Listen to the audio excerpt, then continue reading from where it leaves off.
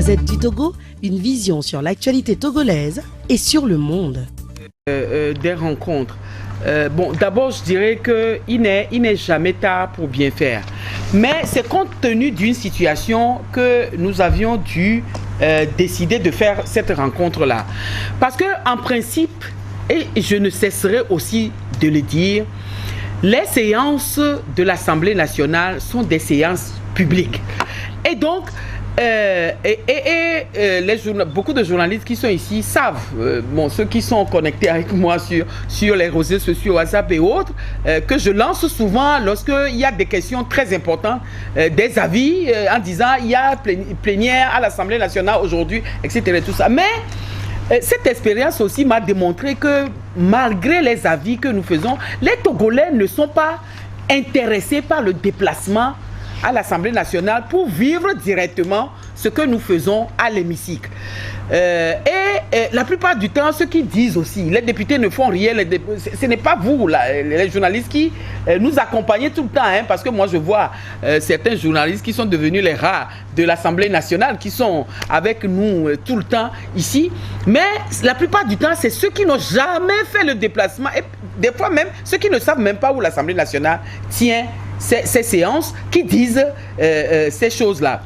Bon, deuxième chose, nous sommes confrontés à un problème à l'Assemblée nationale, c'est la visibilité des activités de l'Assemblée nationale sur le plan national. Et ça, ce n'est pas de notre faute, hein. C'est de la faute, c'est une censure dont jusqu'au jour d'aujourd'hui, nous n'arrivons pas à comprendre les raisons qui justifient cela. C'est-à-dire qu'il y a une censure sur les activités. Peut-être aussi pour qu'on dise que les députés finalement ne font rien à l'Assemblée nationale. Moi finalement c'est ce à quoi je suis arrivé. Combien de fois n'avons-nous pas interpellé le président de l'Assemblée nationale, le bureau de l'Assemblée nationale, en conférence des présidents, en plénière, sur le sort qui est réservé à l'institution qu'est l'Assemblée nationale. Vous-même, vous voyez souvent, lorsque nous tenons nos séances, mais les travaux de l'Assemblée nationale passent à la télévision togolaise, qui est la télévision nationale. C'est à peine ça dure 5 minutes. Mais vous verrez sur les activités du chef de l'État, même les activités du Premier ministre, les activités des ministres sont passées beaucoup plus longtemps que les séances de l'Assemblée nationale. Pour l'Assemblée nationale, on consacre en tout et pour tout pas moins de 5 minutes. Moi, à un moment donné, vous savez qu'au sein de l'Assemblée nationale, nous faisons ce que nous appelons, les présidents de groupe font ce qu'on appelle l'intention de vote. Ça, c'est la justification de la manière dont le président du groupe ou la présidente du groupe appelle ses députés à voter. Et souvent, c'est dans cette intention-là que se trouvent les justifications de l'attitude des députés en ce qui concerne le vote. Dans notre règlement intérieur, au niveau de l'Assemblée nationale, c'est 5 minutes qui sont données à chaque président de groupe parlementaire pour faire son intention de vote. Moi, à un moment donné, j'ai dit, mais je ne ferai plus d'intention de vote. Parce que, qu'est-ce qui se passe avec la TVT? C'est que lorsque vous faites les intentions de vote, ils prennent une phrase en début d'intention et une phrase à la fin de l'intention, ce qui fait qu'ils passent quelque chose qui n'a rien à voir avec ce que vous avez dit. Mais en montrant votre photo, en vous montrant en train de parler. Ce qui fait que les populations finalement ne comprennent rien, puisque quand ils prennent le début de la phrase et la fin de la phrase, ça donne quelque chose qui n'a rien à voir avec ce que vous avez dit. Et donc, les travaux de l'Assemblée nationale sont boycottés. Nous sommes pleins à tous les niveaux en ce qui concerne cela. La dernière fois, j'ai dit, je vais déposer une question au ministre de la Communication pour comprendre pourquoi à l'Assemblée nationale. Sous l'ancienne législature de 2007, avec El Hadj Abbas Bonfo, je ne sais pas si vous vous rappelez, lorsque nous faisions les interpellations, c'est vrai, la TVT disait qu'ils n'avaient pas les moyens de faire du direct et tout, encore que dans certains pays, surtout les interpellations se font en direct. Parce que c'est là où on voit le député à l'œuvre, en train de travailler, poser des questions, animer le débat et autres et tout ça. Mais ici, on ne le faisait pas. Sous 2017, bon, ils ont dit qu'ils n'avaient pas les moyens de faire du direct, mais je me rappelle que tous les samedis matins, on passait in intenso toute la séance relative aux interpellations à la télévision. Je crois que c'était les samedis à 9h. Nous avons posé le problème ici en disant, mais ce qui était possible sous l'ancienne législature, pourquoi ça ne l'est plus sous cette législature? Si vous ne pouvez pas, sur les interpellations, faire du direct, au moins passer ça en différé le samedi, comme cela se faisait dans le temps. Mais je vous avoue que c'est quelque chose qui nous dépasse, nous. Apparemment, ça dépasse le président de l'Assemblée nationale aussi, puisque les députés n'arrêtent pas de l'importuner, de lui poser des questions sur le sort qui est réservé aux activités de l'Assemblée nationale en ce qui concerne ces problèmes. Voilà pourquoi nous choisissons des solutions de rechange finalement. Parce que ce que nous faisons aujourd'hui, c'est une solution de rechange. Ce que nous faisons aujourd'hui, si les activités de l'Assemblée nationale sont relayées comme cela se doit, peut-être que nous n'aurons pas besoin de nous voir aujourd'hui pour qu'on vous explique ce que nous avons fait en 2016, parce que vous aurez suivi tout ce qui a été fait en 2016. Et dire aussi que, bon, souvent vous êtes avec nous. Et je dirais, de séance en séance, on fait le point, on fait le compte rendu de ce que nous faisons après les séances pour les journalistes qui viennent. Nous accordons des interviews, nous venons sur les radios pour animer les débats et autres et tout cela. Bon, c'est peut-être pour ça que nous avions trouvé que bon, c'est peut-être suffisant, mais nous nous sommes rendus compte que plus nous faisons, parce que nul ne peut ignorer que les députés de l'opposition sont quand même les députés qui vont souvent sur les médias, que ça soit les députés de l'ANC. Je sais que Jean Kissi aussi, il va souvent, bon, Maître Apévon, il va souvent Campatib, il va souvent, etc. Et Goguet aussi, le député Goguet aussi, va souvent sur les médias, vous les recevez dans les différentes émissions et tout ça. Tout cela pour essayer d'expliquer ce qui se passe à l'Assemblée nationale, quelles sont les positions et autres. Mais bon, c'est parce que les populations continuent toujours à dire, bon, malgré tout cela, les députés ne font rien, les députés que nous avons dit, bon, est-ce que il ne faut pas essayer encore autre chose, rencontrer les journalistes, discuter avec eux dans l'enceinte du Parlement pour partager avec eux la manière dont nous travaillons et tout ça. Peut-être que cela va donner quelque chose si vous êtes nos porte-parole comme vous l'avez toujours été dans le temps. Bon, année 2016, combien de personnes interpellées? Je crois que j'ai donné la liste tout à l'heure. En réalité, ce n'est pas des personnes que nous interpellons, hein, c'est le gouvernement, c'est les ministres. Et c'est clair, hein, dans le règlement intérieur. Par exemple, vous ne pouvez pas interpeller un directeur de société. Par exemple, ce n'est pas comme ça que ça se passe. C'est-à-dire, c'est le contrôle de l'action gouvernementale. Et donc, tous les problèmes qui se posent, par exemple, lorsque le problème s'est posé sous l'actionnariat de WASEM et tout le reste, ce n'est pas les directeurs de WASEM ni le conseil d'administration qu'il faut interpeller. Il faut interpeller le directeur des mines, c'est-à-dire le ministre des mines. C'est-à-dire le ministre qui s'occupe du secteur où le problème se pose, et c'est à ce ministre de pouvoir répondre à toutes les questions liées aux problèmes posés par ce secteur. Donc c'est les ministres qui sont interpellés, et la plupart du temps, en réalité, ce que je vous ai donné là, la liste que je vous ai donnée là, c'est la liste des questions qui ont été déposées en 2016. Hein. Je n'ai pas donné la liste des questions qui ont été déposées en 2015 et qui sont toujours d'actualité pour certains. C'est les questions exclusivement déposées en 2016. Bon, maintenant, beaucoup de questions ont été déposées, je l'ai dit aussi, de 2013, 2014, 2015, qui ne sont pas examinées jusqu'au jour d'aujourd'hui.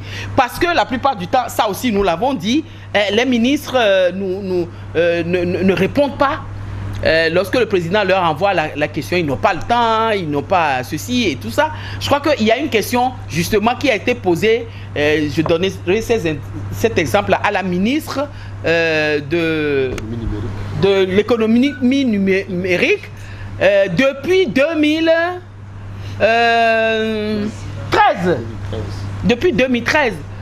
Qui à ce jour n'a pas répondu, et la question est toujours là dans le rôle de l'Assemblée nationale d'actualité. Elle n'est jamais venue à l'Assemblée nationale pour répondre à cette question-là. D'autres questions aussi sont dans le rôle de l'Assemblée nationale qui n'ont pas été examinées. Et donc je ne sais pas si la question vous intéresserait, sinon je vous aurais donné le rôle des questions, des interpellations faites depuis le début de la législature jusqu'au jour d'aujourd'hui. Je prends sous le contrôle de mon collègue Dra qui a posé une question concernant la destruction des vestiges des cimetières à Agoué et autres, et dont cette question-là aussi n'a pas été répondue jusqu'au jour d'aujourd'hui. Et la plupart du temps, nous avons l'impression que certains ministres fuient les débats à l'Assemblée nationale. Il paraît que c'est vrai que c'est un peu difficile pour eux de venir répondre. Mais nous, dans tous les cas, nous accomplissions notre mission qui est de poser la question, mais pour que cette question puisse répondre à cette question, encore faut-il que les ministres viennent. Parce que c'est eux seuls que nous avons l'opportunité d'interpeller et c'est à eux que les questions sont adressées. Vous avez parlé du code de la marine marchande lié au problème de la non-maîtrise de notre espace maritime. Bon, c'est vrai que vous avez appris également que lors du vote d'une ratification d'un test, non, de la ratification de la charte sur la sécurité maritime et le développement, que s'est posé ce problème qui, pour nous, constitue un scandale. Pourquoi? Parce que le Togo fait partie des pays, pour ne pas dire le seul pays de la sous-région, qui n'a pas de frontière, qui n'a pas délimité sa frontière maritime. Ce qui fait que le Nigeria et le Ghana, le Nigeria et le Ghana, je ne sais pas si vous voyez à peu près comment c'est, se comportent comme s'ils sont deux pays limitrophes, ignorant le Bénin et le Togo. Alors, quelle est l'implication de cela? C'est que les richesses maritimes qui doivent appartenir au Togo sont exploitées par le Ghana et le Nigeria parce que le Togo n'a pas délimité ses frontières. Bon, alors, nous nous sommes dit, mais vous accueillez le sommet maritime sur la sécurité et tout ça, et puis vous êtes un pays qui ne connaît même pas sa frontière maritime et tout ça. Donc, nous avons au cours de la séance posé le problème. Mais qu'est-ce qui fait que vous n'avez pas délimité? Et ça, c'est parce que cette question a été posée dans le rapport de la commission, et c'était la commission des affaires extérieures dirigée par le député Kissi. Et donc, ils se sont posé la question en disant, et ils ont fait même une recommandation. Et donc, c'est là, moi, je ne suis pas membre de la commission, donc je n'ai pas travaillé avec la commission. C'est à plénière que nous avons été confrontés à ce problème. Alors, et ils ont fait une recommandation. Et nous avons posé la question de savoir, mais quelles sont les incidences? Qu'est-ce qui empêche le Togo de délimiter sa frontière maritime? Ils disent qu'il faut 500 millions. Et 500 millions pour que la commission d'experts qui doit venir faire le travail et tout ça là. Alors nous disons, mais c'est pas possible. 500 millions et vous n'avez pas 500 millions pour ça. Et vous avez 13 milliards pour organiser un sommet. Vous n'avez pas 500 millions pour... Mais je vous assure, ceux qui étaient dans la salle ce jour-là, et les débats ont été très très houleux. À la limite, le ministre des Affaires étrangères et tout ça, bon, était mais vraiment... Je crois que c'était 3 ministres qui avaient fait le déplacement ce jour-là, mais les députés, et là, je peux l'avouer, c'est vrai que les députés de l'opposition ont donné le ton parce que pour nous, c'était un scandale, c'était invraisemblable que pour 500 millions, parce qu'aujourd'hui, vous savez que le Nigeria produit du pétrole, extrait du pétrole. Bon, le Ghana aussi. Et donc, nous nous sommes dit que, bon, comme ils se comportent comme deux pays limitrophes, ça veut dire qu'ils sont en train de pressurer, je n'en sais rien, le pétrole togolais aussi. parce que les frontières de Bénin et Togo n'existent pas. Et donc, toutes les richesses sous-marines sont exploitées par ces deux pays-là. Mais il paraît qu'ils tiennent même des réunions. Hein. Et à ces réunions-là, ils s'appellent pays limitrophes.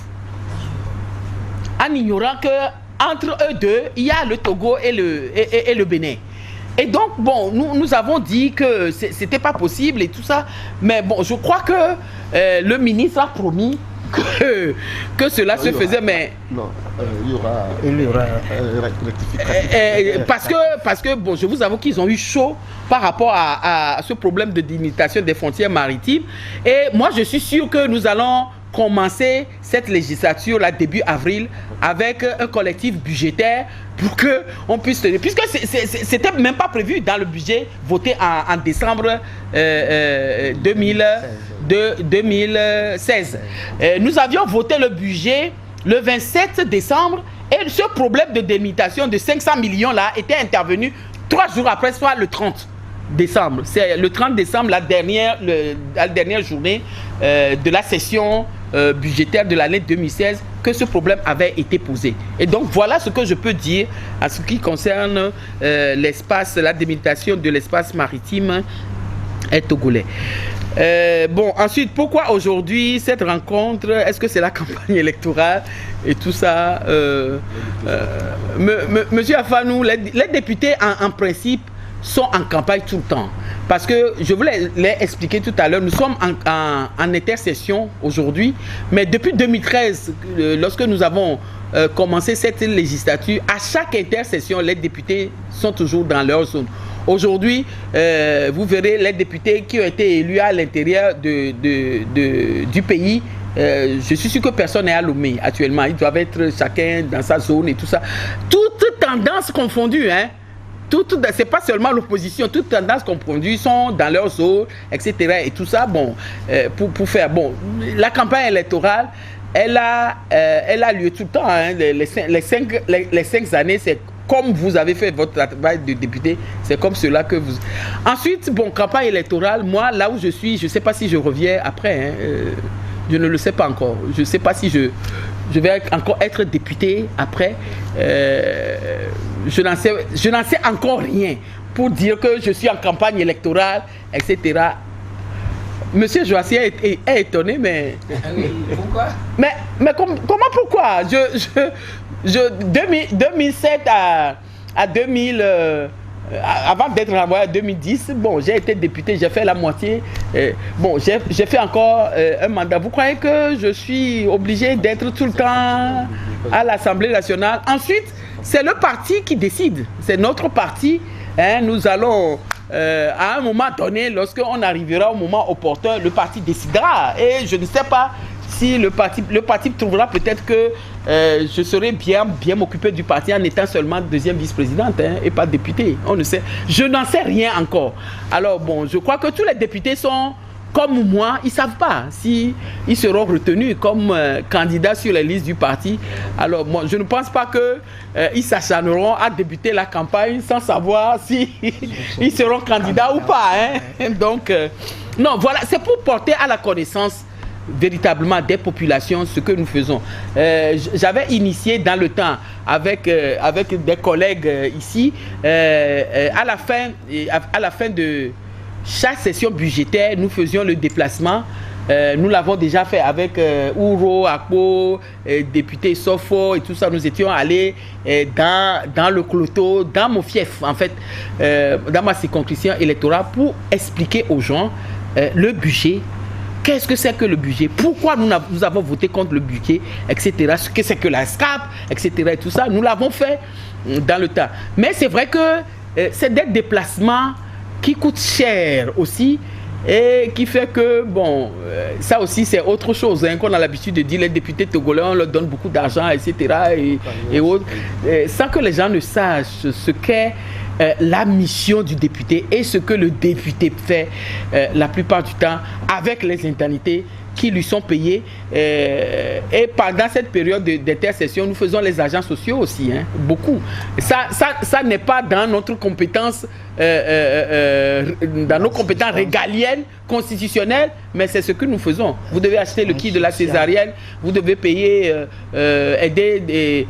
L'année dernière, c'est 85, j'ai reçu des lettres de 85 étudiants qui sollicitaient de moi l'aide pour le paiement de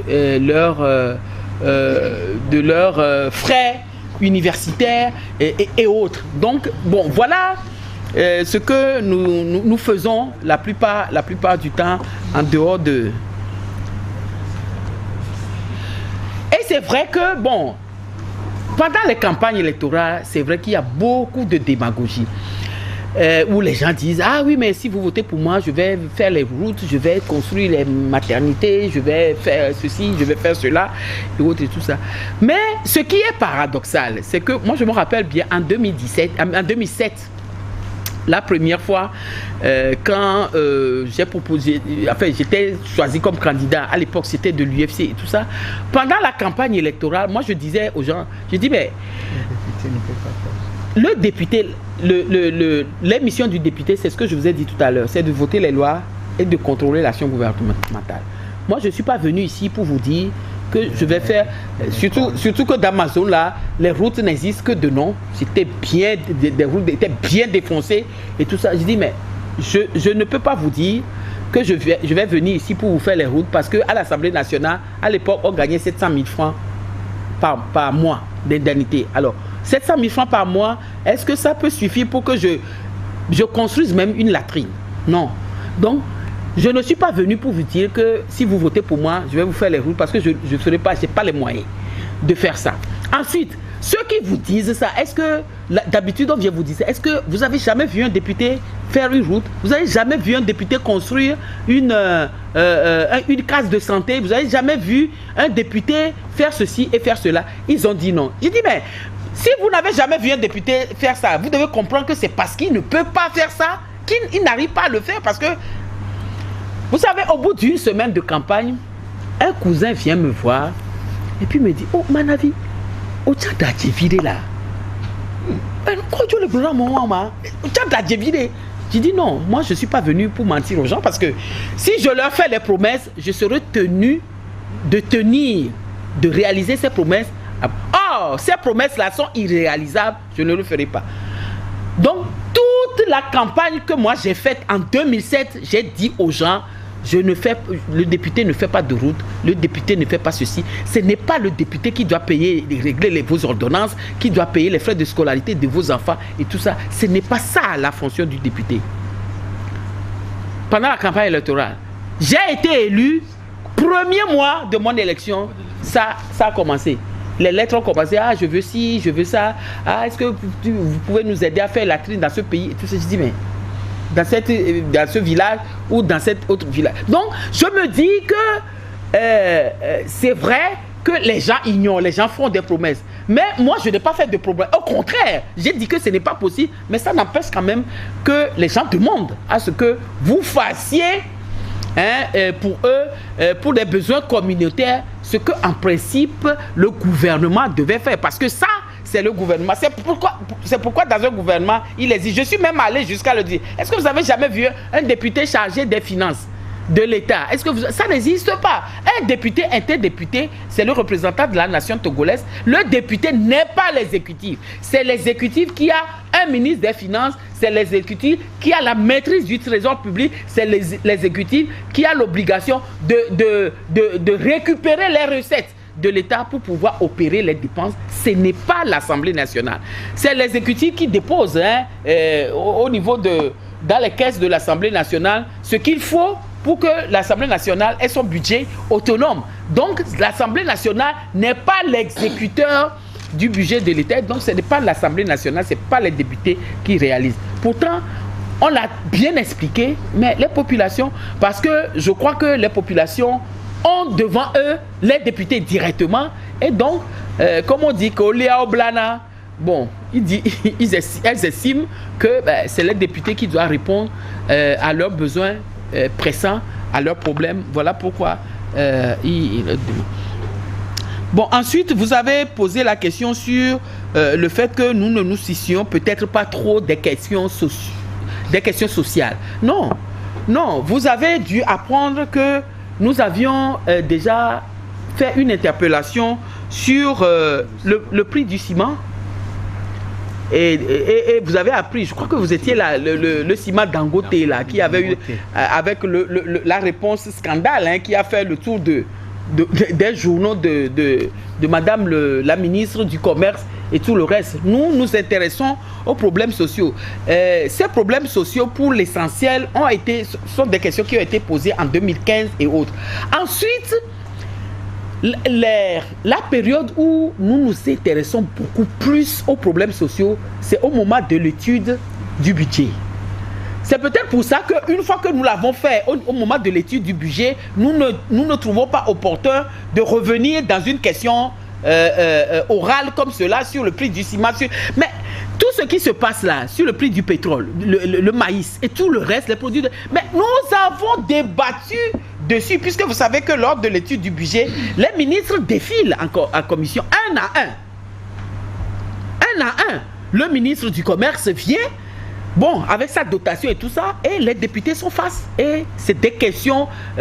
moi, j'ai même appris que lorsque octobre s'amène, les agents du ministère des Finances et tout ça commencent à suer parce qu'ils disent ah là là là là, on va venir à l'Assemblée nationale encore devant les députés là qui ne vont pas manquer et c'est tout un problème pour eux et pour les ministres également. Et donc tous ces problèmes là sont des problèmes qui ont été posés et nous avons lorsque nous avions voté le budget, nous avions, nous, à notre niveau, au niveau du groupe parlementaire, avec monsieur Ouro, qui est qualité notre expert en la matière, puisqu'il est le vice-président de la commission des finances à l'Assemblée nationale, ensemble avec le député Dra. Nous avons beaucoup parlé. J'ai vu sur les réseaux sociaux la dernière fois que Veille économique parlait de l'insoutenabilité de la dette du Togo et tout ça. Mais c'est quelque chose dont nous avons parlé en long et à large dans notre intervention de vote pour ce qui concerne le budget exercice 2017. Nous avons déjà attiré l'attention sur tous ces phénomènes-là et pendant le budget en commission, malheureusement, je le redis encore, les travaux en commission ne sont pas publics. C'est peut-être pour ça que vous ne savez pas tout ce qui se passe en ce qui concerne les produits de première nécessité. Et tout. Cette année, nous avons même parlé des produits impropres à la consommation qui sont importés de Chine, les huiles et tout le reste, le prix du riz. Et je me rappelle, on l'a soutenu même le gouvernement à ce qu'on puisse subventionner la production du riz local. Pour empêcher, parce que vous savez, sur les réseaux sociaux, il circule des images de ce que du riz serait produit avec du plastique et autres. Donc pour éviter cela, même jusque-là, hein, nous y sommes allés en disant que la meilleure manière de régler ce problème-là, c'est de doper la production locale pour que nos populations mangent sain et à moindre coût. Donc voilà le moment qui sied, ou la période qui sied pour ces questions d'ordre social la plupart du temps. Nous avons également parlé du problème des enseignants. Et ça, j'espère que vous le savez. Nous avons posé la question au ministre de l'enseignement de savoir la réclamation des enseignants. Alors, quel est le coût? Puisque nous sommes en train de voter un budget, quel est le coût si on considère tout ce que les enseignants réclament? Quel est le coût exact? Mais il nous a dit qu'il ne sait pas. Il nous a dit qu'il ne sait pas. Mais les enseignants sont en train de faire grève. Ils vous demandent... Mais pourtant, j'ai entendu, hein, ah oui, mais depuis que les enseignants font grève, l'ANC ne fait rien. Les députés de l'ANC n'ont rien dit. Mais les gens, ils ne savent pas.